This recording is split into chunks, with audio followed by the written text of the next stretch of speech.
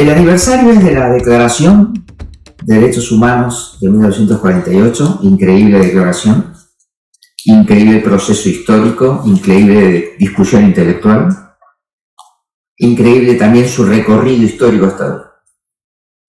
Y es el aniversario de los 40 años de democracia. Coincido absolutamente con Vicente Palermo, que forman parte de nuestro activo como comunidad, con todos los problemas que la vida tiene. Pero forman parte de nuestro activo.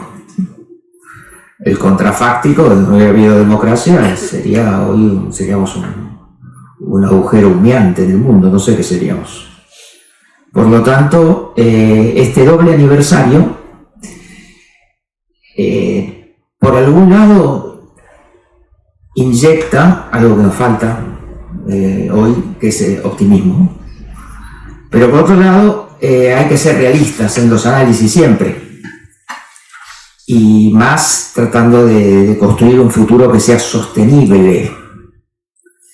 Por lo tanto, yo pienso que hay que problematizar por qué ha tenido dificultades la aplicación de la Declaración de Derechos Humanos de la ONU y por qué ha tenido dificultades serias también, y muy serias, y posiblemente entremos en una etapa de dificultades serias, la transición democrática de Argentina. A mí me parece que uno de los ingredientes, no sé qué importancia darle, pero uno de los ingredientes de esto es que hay un bloqueo entre derechos. Entre derechos civiles y políticos por un lado y derechos sociales por otro.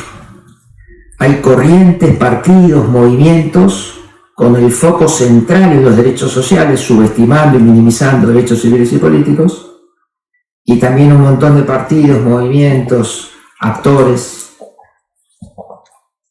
poniendo el centro en los derechos civiles y políticos y subestimando los derechos sociales de alguna forma.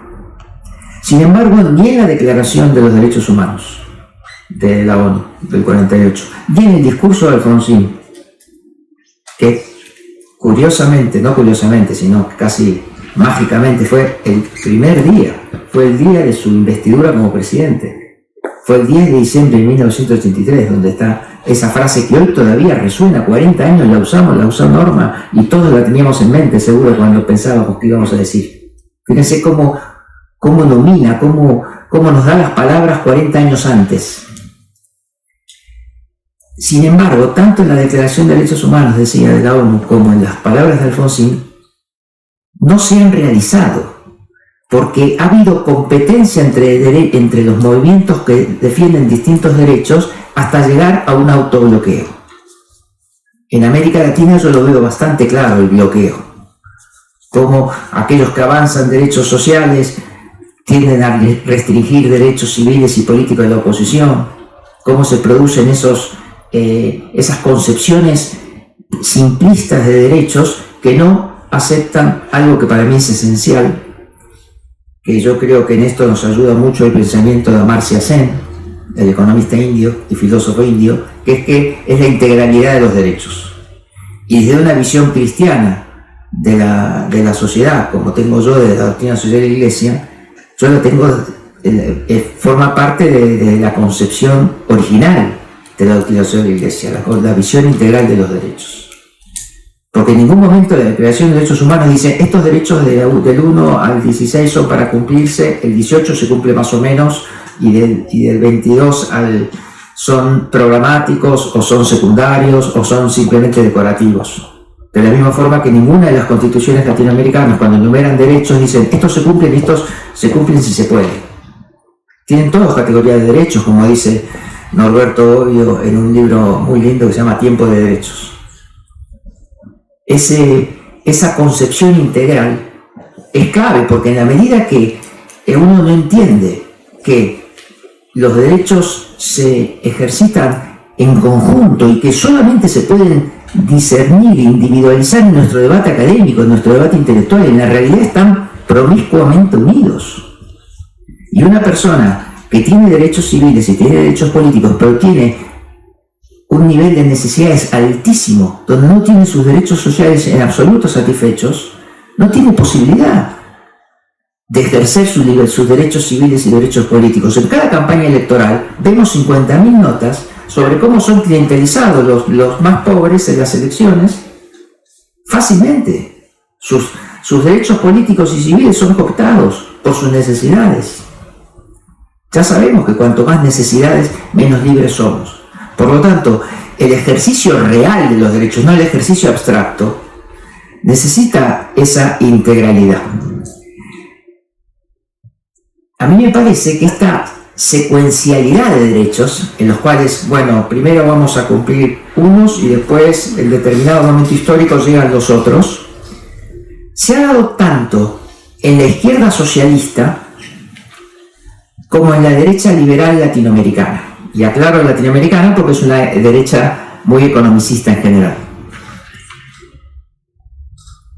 La izquierda socialista ortodoxa hablaba de una dictadura del proletariado, donde luego una etapa donde se restringirían severamente los derechos civiles y políticos, vendría una especie de emancipación de la especie humana, ¿no? Y por lo tanto, lo que había ahí era una ausencia programada de los derechos civiles y políticos. Para poder llegar a la etapa final, es necesario restringir derechos civiles y políticos. En la derecha liberal latinoamericana pasaba exactamente lo mismo. Se pedía una etapa en la cual se restringieran absolutamente los derechos sociales, porque de esa forma llegaría en un momento una etapa de abundancia a partir de los derechos civiles que se darían, sobre todo derechos civiles económicos, y eso generaría tal prosperidad que después derramaría los derechos sociales. Entonces lo interesante de esta visión secuencial de los derechos, que tanto por izquierda como por derecha, se programaba la ausencia de derechos específicos, lo que significa, hablando claramente, se programaba la violación de derechos humanos, tanto de un sector como del otro sector. En nuestras transiciones también hubo una visión secuencial de los derechos, muy lógica. Saliendo de las dictaduras en toda América Latina, estaba la necesidad de reconstruir las instituciones, de empezar con las metáforas más obvias, ¿no? La casita, el primer piso, los cimientos, después íbamos avanzando y a medida que iba creciendo, se iban completando con los derechos sociales. Pero esa secuencialidad se fue estirando dramáticamente. No era algo que se iba a dar. Alfonsín no esperaba que tardarían 40 años y todavía se notaría la ausencia creciente incluso de los derechos sociales, donde millones de personas en América Latina viven en situaciones de pobreza extrema. En gran parte, esa visión secuencial, que tenía una lógica, pero no para estirarla tanto tiempo, nos generó para mí un efecto negativo, que es el siguiente. En el 83, yo creo que todos veíamos el Congreso abierto a partir de diciembre y nos emocionábamos. Y todavía hoy, yo entro al Congreso y me emociono. Y a cada país que voy, a cada ciudad que voy, trato de ir al Congreso. Me parece como el palacio de la democracia, está sacralizado por nosotros. Me emocionan las elecciones. Votar, me emociona la gente votando, haciendo fila para votar. Me emociona que exista la posibilidad de un poder judicial independiente. Esas instituciones, nosotros las defendíamos, instituciones democráticas, contra ese discurso sobre el formalismo democrático. Las instituciones democráticas no valían por sí, nos decían. Son formalismos, son una máscara para la dominación. Pero ¿qué pasó? Como nosotros me parece que peleábamos tanto contra ese discurso y queríamos tanto a las instituciones, no le exigimos algo a las instituciones democráticas, que no solo tienen que existir, sino que tienen que servir también abiertamente a la comunidad. Las instituciones no solo valen porque cumplen sus normas, sino también porque tienen un impacto positivo sobre la sociedad. Entonces quizás tuvimos como algunos padres que sobreprotegen a sus hijos, los quieren tanto que los sobreprotegen y no les exigen. Y entonces de esa forma, las instituciones posiblemente hayan llegado a un bajo nivel de eficiencia democrática, cumpliendo normas, cumpliendo los procedimientos, pero un bajo nivel de eficiencia democrática. Lo que llegamos a esa frase que yo odio, que es la del institucionalismo vacío. Llegamos a tener instituciones que no tienen impacto efectivo sobre la comunidad o que no tienen el impacto que deberían tener si pensamos en los beneficios que el pueblo ha tenido con los 40 años de democracia. Quizá nos ha faltado aquellos que queremos y amamos y sacralizamos las instituciones democráticas, una exigencia a las instituciones democráticas también, para que funcionen de esa forma. Ahora ustedes preguntarán, bueno, es muy lindo esto, pero ¿cómo se logra la integralidad de los derechos? ¿Cómo podemos al mismo tiempo los derechos civiles, los derechos políticos y los derechos sociales? Y para mí la única respuesta es la política, es recuperar la política.